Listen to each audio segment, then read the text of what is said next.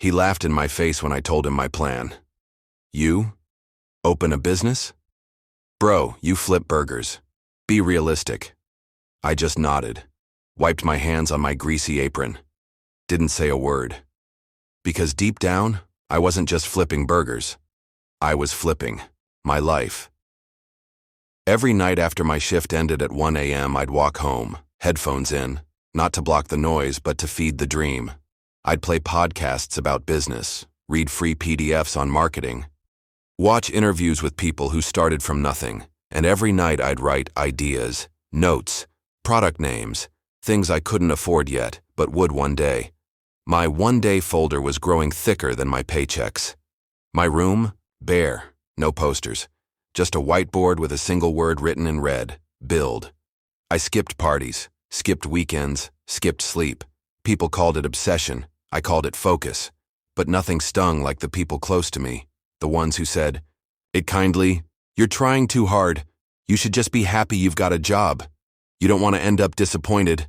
But I was disappointed. Every single day I stayed small, and that disappointment, that was fuel. What they didn't see was the day I launched, quietly. No big announcement, no ribbon cutting, just me and a laptop at 3:23 a.m. whispering to myself, "It's live." One order came in, then another, then none for 3 days. I didn't panic. I just learned, failed, tweaked, failed again, tweaked harder. 2 years later, I walked into that same burger place, same smell, same uniform. Except this time, I was there to drop off flyers, partnership deal. They'd be stocking my product, in their local branch, the guy who laughed, still behind the counter, still wearing the apron, he looked at me, confused. "You still chasing that dream?" I smiled. "No," I said. I caught it. I thought hitting my first big goal would feel like fireworks. It didn't. It felt like 3 a.m., alone at my desk, staring at a screen with the number $121 on it, and crying without making a sound. That number wasn't just revenue, it was every time I ate instant noodles for dinner. Every time I skipped buying new shoes because the website needed hosting. Every time someone said, "What if it doesn't work?" and I answered with a smile, but broke inside. It was my mother's face when I told her I couldn't help with rent, again.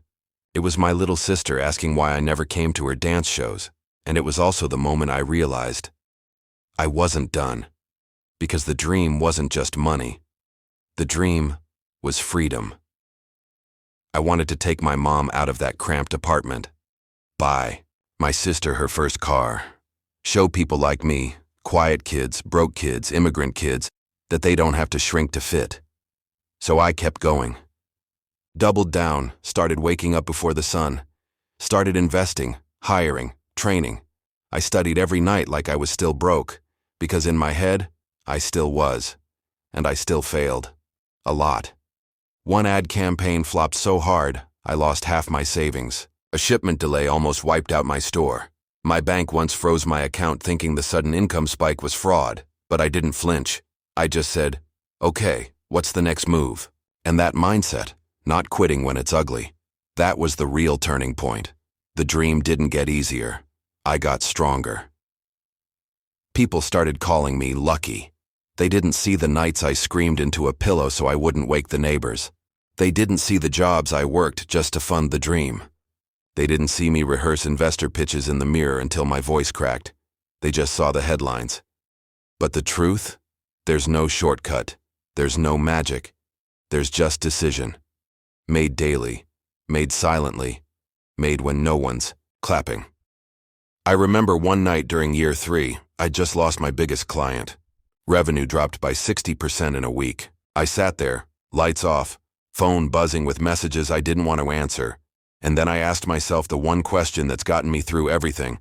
If it all goes away tomorrow, will I still be proud of who I became chasing it?